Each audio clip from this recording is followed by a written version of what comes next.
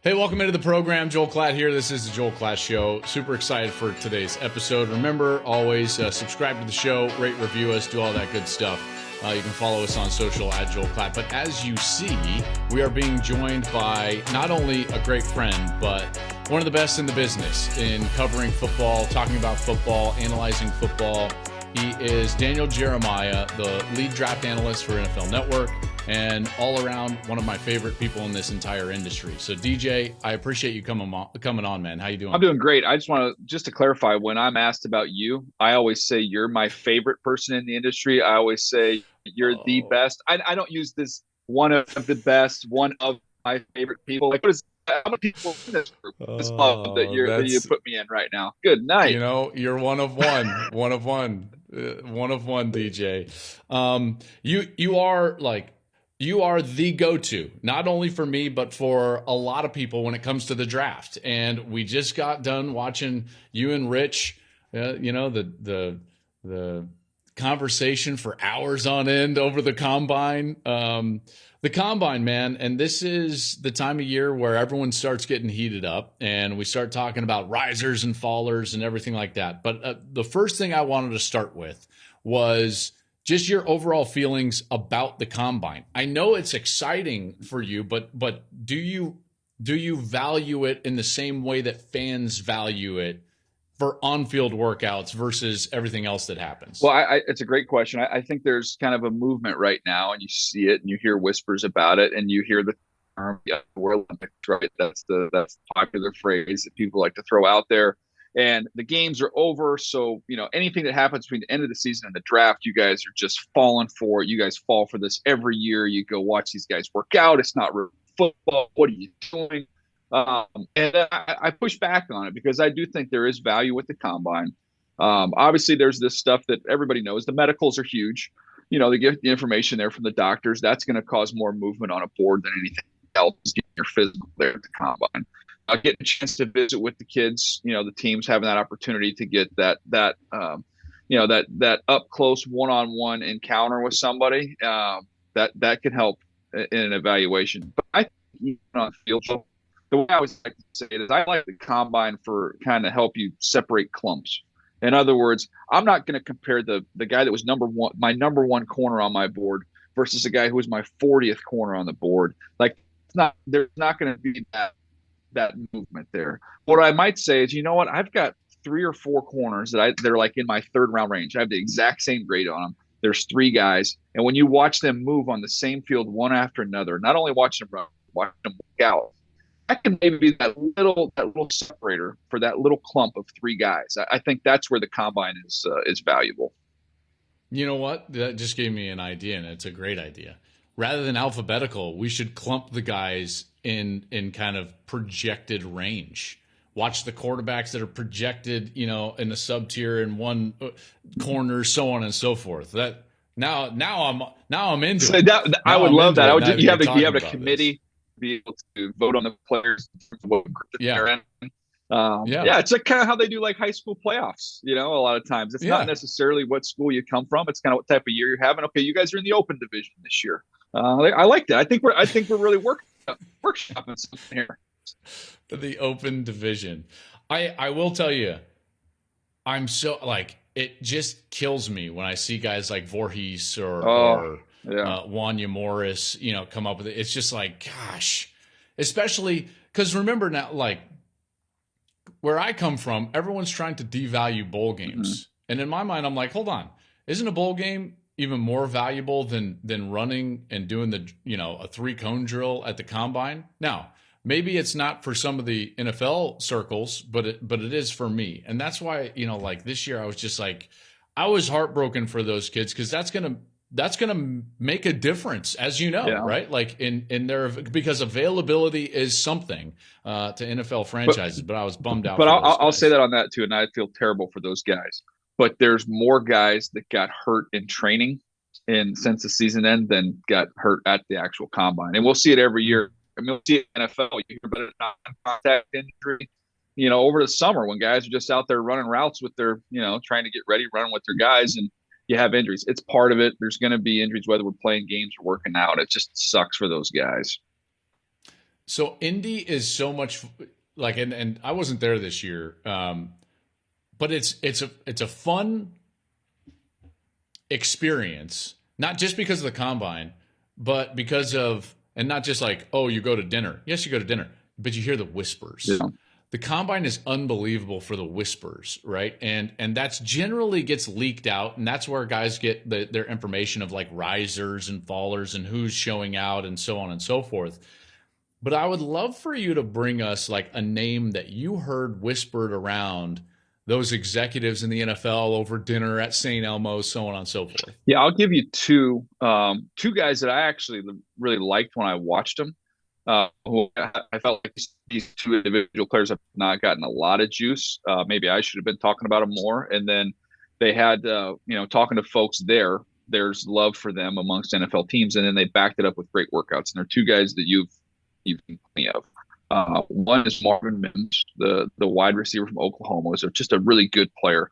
Knew he was going to be quick. You could see that on the tape. I did not know he had the top speed that he showed in his workout there. And then the other one is Charlie Jones from Purdue, who made maybe the smartest transfer decision of anybody in the transfer portal era. Because I'm so glad you brought him up because it's so he true. Didn't transfer from Iowa. He escaped from Iowa. It's so true. Got to Purdue where they actually can complete passes and throw the ball, and he has a big year, and he had a great workout, ran fast. Like those two guys to me are like third. They're going to go in the third round, maybe the fourth round. But like that's what's awesome. You're like, I like this guy. I don't feel for this guy. And then you start talking to buddies around the league, and like, yeah, there's some love on the streets for them. And then then you see them work out, and you're like, all right, yeah, these guys can play. The thing I loved about when I was getting ready for Purdue, so I had them in the Big Ten championship game, and I had them in their first game of the season. And number one, I love Charlie Jones because Gus started calling him Chuck Sizzler during the first, so it's just like, well, that's incredible. So, he's immediately one of my favorite players. But not only the transfer and everything like that, when I studied him after the week one, he kind of breaks out and you're like, wow, this guy can play. What a great transfer. And then he has a great year. And now I'm studying the tape, getting ready for the Big Ten championship game as they're about to face Michigan. And DJ, he's just got such a good feel for the field and the space and the awareness of the defense. Like he's a smart player, and smart players at his position that are reliable can get separation, understand the nuances of coverage, and then are reliable catching the ball. They do well in the NFL. Like there is a spot for guys like that in the NFL. It's not going to shock me at all if this guy goes out there. Now, maybe he's not going to be the number one producer in the National Football League. Would it shock you if in a couple of years he's catching 50 or 60 passes? No, I expect it. Yeah, that's the expectation. I think he's going to be a really good player. To me, he's like one of those guys. At worst, he's a really good forward who can go out there and cover kicks as well because he's got some toughness. But I think he's got the upside of being a 2. I really do. I think he can be a 2, who can give you some vertical stretch as well as some of that feel. And Joe, we've talked about this. It's one of the things I love, the chance to spend so much time together as we do every year in the spring, as we kind of talk about what you're seeing in the college game. Why I'm looking at things from NFL evaluation standpoint, and I feel like we've had some of these kind of like breakthrough moments where I don't even know who said it first, but we kind of get on the same page. And I remember talking to about wideouts a few years ago, and we were talking about like, dude, it's the polished route runners, it's the guys that are the craftsmen, it's the guys who have play strength, they play through contact, they have strong hands. Those are the old guys. The NFL graveyard of receivers is chock full of height, weight, speed guys. Like they're everywhere. But if you've got some polish and you've got some feel, some route savvy and play strength, then you're going to be successful. Okay, so I had this further down, but we're in it now because we're talking about wide receivers. So let's dive in. This is one of the things I wanted to talk to you about was the wide receiver evaluation, because it's hard. It's hard. This is why, so like behind the curtain, this is why DJ and I have talked about it a lot, is because it's not as black and white as you think. And no evaluation is, but wide receiver in particular, because you've got guys that have production and you wonder, well, is it system or is it player? Then you've got guys with great traits and physical attributes, and you think to yourself, will he get some of that polish, whether it's the ability to catch the ball or in the route nuance? And then you've got guys that have, how do you say it? It's just like overwhelming success that's hard to separate yourself from. So I want to talk about Jaxon Smith-Njigba because obviously I was around him a ton. I mean, I basically do Michigan and Ohio State games every week, right? And I heard your mail gets sent to Columbus now, by the way. Is that true? It might. Do people still do mail? I don't even know if that's a thing. Maybe we're aging ourselves. I don't know. Probably not. Probably not. This year obviously hurt him. Yeah. But I thought last week was really big for Jaxon Smith-Njigba because for the first time since the season, I got the sense that people were like, oh, yeah, like he is really good. Oh, yeah, he was probably the best wide receiver that Ohio State had when they had Garrett Wilson and when they had Chris Olave. To those guys' admission, by the way, when I would talk to him. And I got the sense that he was one of those guys that really benefited from the combine, in particular after, basically not playing all year. Yeah, I would agree with that. To me, he's an interesting evaluation because he's a slot. He's somebody he's incredibly strong. He's incredibly quick. He's got a great feel, the things we were just talking about. But there's times when you see him get out in the open where the difference between him and the other two guys in that Ohio State, they got open, it was over. They were gone, and they would get away from you. He's going to play in a little more he's going to play in a crowd, I think, a little bit more than those guys are, which is a good thing and a bad thing. He's not going to get the separation. I don't believe that those guys are able to get NFL, but he's stronger. He's got play strength, and he's going to be able to work in crowds and have what we like to call those combat catches. He's going to be able to get that done. Now, he had an unbelievable shuttle times, had an outstanding field workout, which in some instances you can look at it and say, some people look at it and say, well, yeah, he's been training for this for the whole year. While other guys were playing football, he's been training for these tests. This is true. By the way, I saw it. So, I saw him in the weight room training for these drills specifically back in October. Yeah, yes. And that's his deal, and he aced them. The only thing is he didn't run a 40. So those other guys were 4.3 guys. They were legit in terms of their speed, and he still hasn't run yet. He's not going to run. I don't think he's going to. Why would you? Gosh, we're going to do the pro day, so let's talk about. But I don't. If you're not going to run on that track as fast as Indy has proven to be, with over the last couple of years and the times that are coming out of there, guys that don't run there, I think a couple of things. Number one, you're really hurt. Or number two, you're not fast and you're not going to run. Like that's what it is. So that's the tricky part of his evaluation. Like he is a really good player, but is this like of the caliber? I don't think he's as talented as those other two guys. Obviously, LSU guys that we've had recently with Jefferson and with Jamar Chase. Like he's not as dynamic. He's just not as dynamic as those guys. Now, I do think he's going to lead the league in catches one of these next few years. He'll be a high volume guy. Because that's literally in my report. Yeah.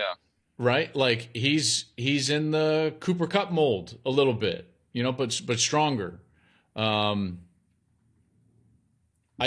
think he can catch 120 passes, right? Like I legitimately believe that. The one thing I would leave you with is like it was my experience that when I would go up there and I would talk with the coaching staff, whether it was Coach Hartline or Chris Olave or Garrett Wilson, and I would always press him. I was like, well, who's the one? Who's the alpha? Who's the guy? Who's the best player? And they would always kind of be like, Jaxon. Mm-hmm. Jaxon is. And when I would go and talk with opposing defensive coordinators, and I just said this on my last episode, DJ, they always started with him. Every one of them started with him. And I think it has something to do with production, and I get that. But there's a big part of me that thinks that even with where he's at right now in this evaluation for this year, that he's still being overlooked a little bit. I could be wrong, and I could just be a guy that's done a million Ohio State games. No. But there's part of me that thinks that. Yeah, no, I think he's a really good player. I would circle back on Kupp. I have to go back and look up. I think Kupp's at least 15 pounds heavier than he is. So he's bigger than him. And Cooper, though, was interesting because he couldn't run vertically either. But he had unbelievable – his shuttle drills were the same. His shuttle drills were off the charts. I think they might have been the best in the class. Change direction, quickness, the polish, all that's there. I look at Smith-Njigba, and I see A guy who's another high volume guy is Amon-Ra St. Brown with the Lions, who's been a really, really good player for them. Young in his career, is obviously shouldn't have fallen as far as he didn't draft. I don't know. I think he might have had 100 catches this year. I think he will be a high volume guy. I really do. So I think it's it's a power statement to say somebody's going to lead the league in receptions. That's a power statement on your part, but I don't think it's crazy. I don't think there's anything. I wouldn't fight you on that. I wouldn't. I could see that happening.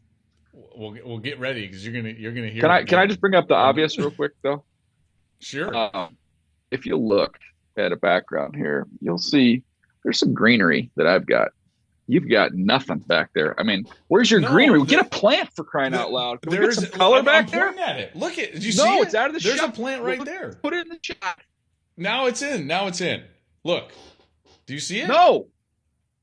What are you working off of an iPhone? No, I've got you on my computer. This is the screen. I'm on the link that you sent me. What type of computer is this? Are you using like an iMac, the colored iMac from 1999? First of all, I don't know if this one's a league sponsor or not. So I'm not saying that. I'm not telling you what kind of computer I have. That's true. That's a good point. Anyways, that's a good point. Sorry for interrupting. Well, I've got to have the Buffalo because it's prime time, and I got the family, and then the show. There's some greenery. There actually isn't. It's been a source of contention amongst, by the way, the Joel Klatt show staff, DJ, about how dark this room is. No, so they've tried to put some lights back there, and so we're gonna do something. I just imagine you right before we start the show of just like little techno music, just a little strobe light, dark office. I love it, dude. You never cease to amaze. I love it so much. By the way, DJ is the wittiest guy in the business.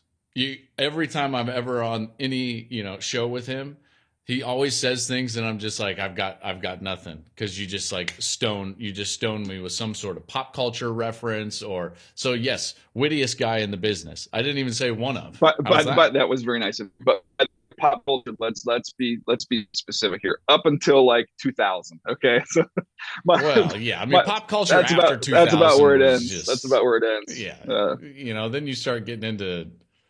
I don't even want to talk about it. I do want to talk about these quarterbacks. Yes, sir. So I'm anxious to see, because this is unveiling to me, and I'm sure you've probably gone on record. I haven't seen it yet, so this is I'm gonna where I am. I don't know where you are, so I'm looking forward to this. I've got the obvious two, and then I have a bit of a gap, and let me tell you why. So I've got Bryce Young number 1, CJ Stroud number 2. And then I have a bit of a gap. Are you gonna be able to go back to Columbus with that? I didn't know. I would have lost money. I would have thought Big Ten Joel would have had Stroud over Bryce. I would have thought that. No. Okay. No, I said before Bryce played Texas, a game that we called. Yes. I said that's your first pick in the draft, and I think we actually even did a show maybe back then. I don't. Maybe we. No, we did. Yeah, I think we did. Yeah, you came on Move the Sticks either right before or right after that game. We talked about it. Yeah. And my stance has not changed. That guy, he's incredible. I love Bryce Young. I think CJ is the next best available quarterback. Then to me, there's a bit of a gap, only because then there's just more questions with the next group. And then the next group, I always lead with, okay, now you're in one of those clumps like you talked about earlier. 100%. And so I go to upside. Once I get a clump, I go to upside, and that's clearly Anthony Richardson. Correct. So he's my number 3 guy. And past that, I'm honestly not thrilled. Past that, those are the 3 guys that excite me. Those are the 3 guys for different reasons, obviously, because they're all different body types and statures and game ability. But I do want – we can get into Young and Stroud, but to be honest, I think that's a little bit boring, because those guys are just what they are, and we will. But Richardson, here's what I said, DJ, and I would love for you to shed some light on why these teams are so enamored with a guy like Richardson. Mm-hmm. My analogy was that I think Richardson, as is many quarterbacks, but they're Rubik's Cubes. And you've got to think to yourself, once he's figured out, how good is he? So that's top end. To me, if Anthony Richardson ever got figured out, and he was a solved Rubik's Cube, he would be the best player on the field in any game, right? So like I'm on record saying that. So he's got the ability to be one of, if not the best player in the NFL, just because of his ridiculous traits. Now, the problem is that he's about 27 turns behind Bryce Young and CJ Stroud if you're talking about the Rubik's Cube. So it's going to take a long time, and you're going to have to turn that Rubik's Cube quite a few times. But Richardson, to me, like, if you can figure him out, man, like, I've never seen anything like it, to be honest with you. I mean, he harkens back to, like, Michael Vick traits in a lot of ways, but it's a little different than that. What are your thoughts? Well, I will say that I feel like we're both auditioning to be a guest host for Colin, because you have a very strong analogy. The Rubik's Cube thing is very strong. Cowherd approved. And good. Mine that I've been using on him is, if we agree that we have some order of the top three. So I have Bryce one. I moved him up to my number one player in the whole draft. I was like, just rip the Band-Aid off, like get some guts and do it. So I just moved him all the way up. He was number 3, put him to number 1 overall. Stroud has been my number 2 the whole time. To me, there's the two guys are separate. Those guys are kind of by themselves. And then I moved Richardson up, so he's my third quarterback. So we have those guys stacked the same. The analogy I would say is even with So you copied my top 5 from last week. That's cool. Yes, I absolutely. But I will not copy your background because there's no greenery. Okay, none. It's nothing. Drab. So my analogy is, if we would agree, with Bryce, his size, CJ maybe not as dynamic and urgent and explosive of an athlete, and you'd say Richardson obviously a long way to go in terms of the development as a passer. And you go through all these quarterbacks, they all have flaws. But if we look at it and say they all cost the same, and they all are going to cost you a top 10 pick, you're going to have to expend a top 10 pick to get any of these quarterbacks. So if I'm going to go buy a lottery ticket and they all cost $1, but one of them, the payout is $500, and the other one, the payout is $5 million, then shoot. If I'm going to be spending a top 10 pick, I want the one that if I hit, I could hit it big. And that's Richardson. That's the case for him, and why you're seeing, kind of the hype on him and the buzz on him built. So I think that's part of what it is like, man, in a league right now where I call them like these cyborg quarterbacks, we've got 8 to 10 of them that are just ridiculous, and they're all young, and it's Mahomes and Burrow and Herbert and Lamar Jackson's still out there. Josh Allen's out there. I mean, it's a murderer's row. Trevor Lawrence. To get through all these guys, you're going to need a dude, man. You're not going to want somebody that's just okay. So you're going to chase the ceiling, and he's the ultimate ceiling case with Richardson. Now, in the evaluation of him, I think people are labeling him. He's just not accurate. He's look at his completion percentage. He's not an accurate passer, and I'm like, let's look at it a little bit. His average depth of target was over 10. They pushed the ball down the field in an era where guys like us would have been able to get a bunch of bubbles and quickies, just to get our completion percentage up that fit some of these guys. It was a downfield attack that they had there at Florida. The team skill position wise is not very good. Then you look at him, and I watched the Missouri game. I kind of documented that during the combine or whatever. But I mean, he throws a seed on a deep over that's dropped. He throws another one on a post route that's dropped. It would have been a touchdown that game. The interception hits his receiver in the hand, pops up in the air and gets picked. So I would just say on his evaluation, there is enough there. You can see the moments of brilliance with him as a thrower, not just as a runner. You got to search for them, but they're there. Obviously, talking as one people reference. But I think what I'm getting at in a long-winded answer, Joel, is that I think there's enough evidence there where you could buy in, where you could say, okay, I can see this. I don't disagree with that at all. In fact, I would say like the more I watch, and I've watched basically all of his stuff, the more it reminds me a lot of Josh Allen. And like, I remember what I said about Josh Allen, unfortunately, right? And I was pounding the table that he wasn't accurate enough. And when I go back and I think to myself, like, what did I miss? I missed all the things that you just talked about. Downfield passing attack, not very good in the skilled positions. all those things that would lift a completion percentage up and make a quarterback seem more accurate, because there's accurate passers and then there's guys that complete a lot of passes, and those are not necessarily the same thing, in particular with the eclectic nature of systems that we see in college football. So I'm with you.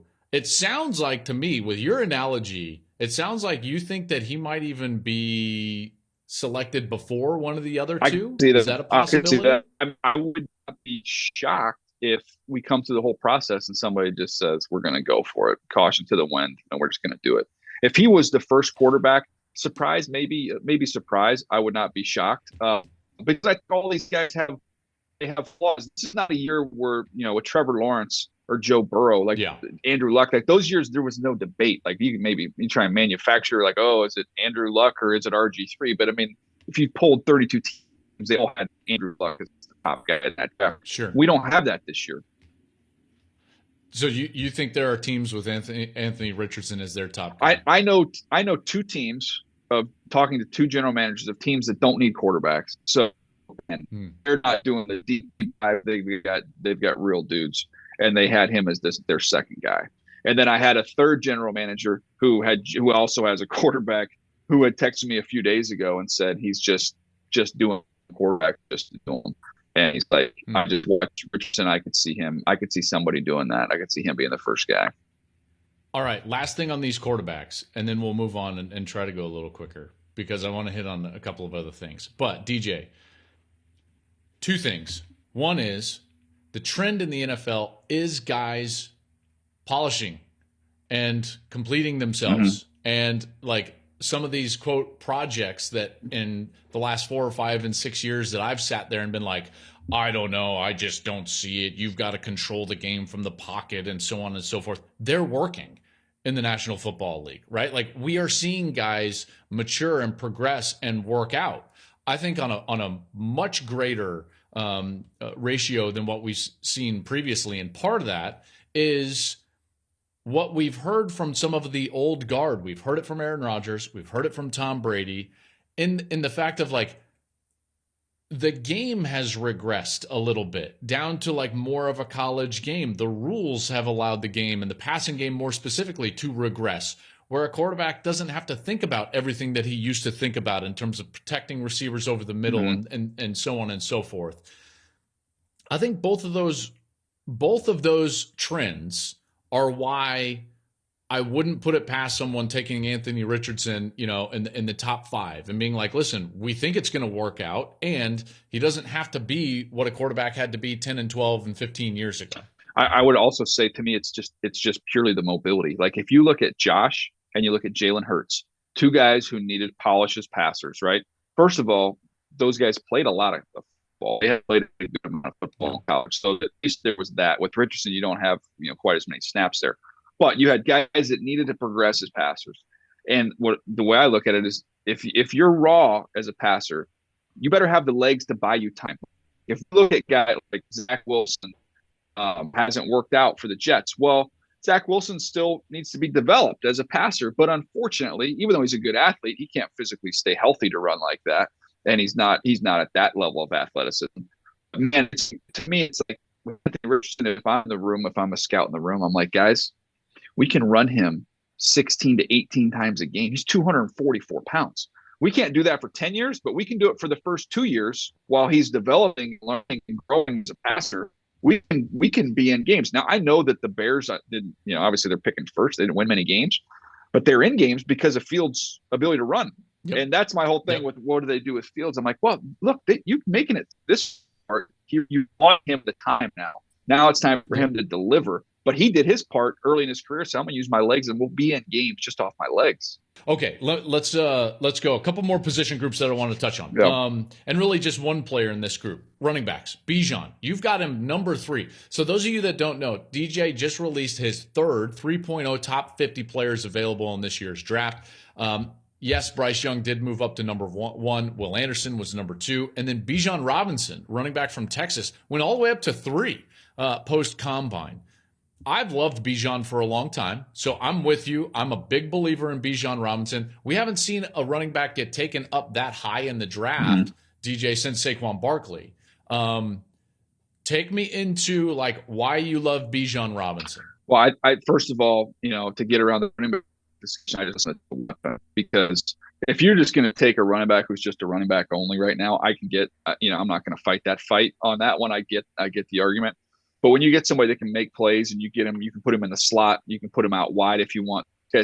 Unbelievable hands. You saw it, up close and personal, just what he's capable of. So he's a complete weapon as a as a player, not just as a runner, but also as a receiver.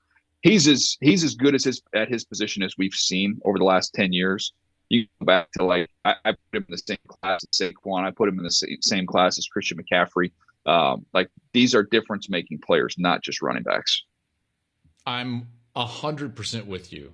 I mean, part of me wishes we could disagree on a little bit, but you're 100% right. Here's why I think it's taken a lot of people time to get to Bijan Robinson is because Texas was such a disappointment. I don't know how Texas can constantly bring in 5-star offensive linemen and then none of them are any good. How is that possible? It's wild. It's I know that. I mean, that would be a whole other podcast of talking about like what exactly was going on during the last few years for Texas. Okay, let's go quickly now. Edge and cornerbacks, 17 of them in your top 50. 17, dude. 10 edge players, 7 cornerbacks. You've got Will Anderson at the top of those edge players. This is a passing league, and the decision makers have got to be really excited about what's going on with some of these edge rushers. Oh, it's awesome. Yeah, it's awesome. To me, there's not a Von Miller. There's not a Myles Garrett. I don't put Will Anderson quite in that class. But the depth of this is ridiculous, starting with him and going all the way through. And there's another 3 or 4 outside the top 50 that I really, really like. You're going to see an incredible run on those guys in the first 2 rounds. And corners is another one. I mean, even outside my top 50, there's another handful of corners that I really like. It's been a while, and Buck and I were talking about this today. It's been a while, Joel, since the corner stack was so much better than the wide receiver stack. Yes, we've been begging. The wide receiver stack has been great. It's been unbelievable. Right, for like 5 years, the wide every draft we're like, man, the wide receiver group is really good this year. I give the Move the Six podcast 100% of the credit for this, because for years we've been doing this. We're almost at 1,000 episodes, and every year Bucky and I go, young kids, you're a junior in high school, you're a freshman in high school, whatever. Play corner. There's a million receivers. If you're 6'1" and you're athletic and can run, play corner. You'll make millions. Yeah. You'll play forever. And it's so true. It's so true. Even though it's hard, obviously, and the rules aren't tailored to you, you're gonna play forever. There's no doubt about that. Okay, I want to know about your favorite part of this entire process, this time of year. Tell me what it is. I'll be honest with you. It's kind of weird, but it's after I have a conference call before the combine.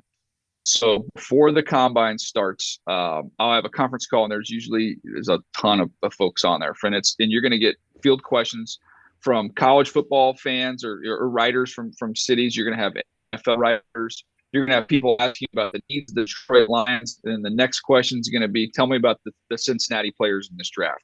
And then it's going to be, if you're the Rams and you don't pick, till the 3rd round, if you wanted a 3rd round linebacker, who do you like? Oh my gosh. It's like taking the final exam. So once I get that done, there's that feeling of it's like being in college again, and like you just finished your last class, and it's that relief feeling after that conference call before the combine. It's my favorite day of the year, and I'll always text Mayock afterwards, because I feel like there's not many people that know this feeling. And he's like, I'll text him, go, Mike, call's done. He's like, isn't that the best? I'm like, it's the best, man. Once that thing is over. The volume of information that you are peppered with on that call is astounding. It's astounding. I prepare for 3 rounds. Yeah. And it usually comes to about, DJ, I think it's probably around 270 guys on average every year that I'm like, garnering, and granted, like those last 70 for me, I'm trying to get a nugget. You just need to talk about them. Yeah. You just need to talk about them a little bit. And listen, I've seen all of their games because they're all teammates of guys that are usually in the top 200, right? So I've seen all of the tape. But you're doing how many? I'll do 400 every year. So that's the number. But dude, but you know what? I look at machine. it. I love it. I have fun. I have fun watching it, and I love getting a chance to. I mean, every single day, Joel, I'm probably 4 phone calls a day with different GMs, head coaches, buddies in the league, and it's literally like we're just talking players, man. And it's like you don't get to have those conversations if you don't do it. So I enjoy watching it, and I enjoy the discussion. All right, worst part. That's your favorite part. What's the worst part? Is the worst part also the call? Yeah. Is that like the best and worst part of the entire thing? No, the worst part is always, I'll say, right after Thanksgiving, because Thanksgiving's the best, such a great holiday, and you have a great meal when you're with your family. And then you get back home that night and you go, oh crap, I got a lot of players I got to get watched. It's just like the whole holiday season. You're just grinding on film. Yeah, but I'm like, because I kind of I always map it out. Like this year, I'm going to get ahead. I'm going to start a little earlier in September as they start playing these games, start watching them, and then inevitably I get to November and I'm like, wait, how many weeks do I have left? Okay, I better get cranking on this stuff. Oh my gosh. I have a similar feeling. Mine doesn't happen until later though, because I go all the way through until like the national championship game. Yeah. And then when that game gets done, I'm always like, oh yeah, here we go. Yeah. Like, and it's time to get going on the draft. Okay. I love it. If you could change one part about the draft, the process, anything about this time, what would you change? That is a great question. To me, I think I love the All-Star games. Like, Super Bowl is one of my favorite weeks of the year. I think the league could get up with the times a little bit on this, because even now they can take juniors provided that you've graduated. But when we've got guys that want to come out and they declare for the draft, I think they should be allowed to play in those games. Let's get a chance to get these guys a fair evaluation. That is just one of those things that I think that's a little antiquated. With so many guys coming out early each and every year, I think having them go through the full process is helpful. I think they should play it as juniors versus seniors. I'd love that. That's That's a second great marketing idea you've had in this call. Boom. This is what I do. I might not have greenery, but I come with the ideas. Yeah. I mean, and the other thing is that maybe a white shirt would help offset the dark background. Maybe like now everybody, listen, you're just giving, did my team talk to you before this? They're all nodding along. I swear to you. We tell them all the time. Nothing. I swear there was nothing. No. Unbelievable.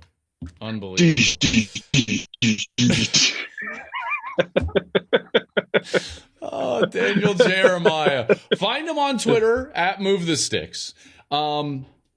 If you're listening to this show, you certainly know how to find his podcast. It's the best podcast out there outside of the Joel Klatt Show. Nice. Move the Sticks. You can download it anywhere you get your podcast. They've got new content coming out every single week, sometimes multiple times per week. This is the time of year for the guy, my favorite guy in the business, Daniel Jeremiah. I appreciate you coming on, man. I really do. So, you're not special because you have a microphone. We all got these things. Come on.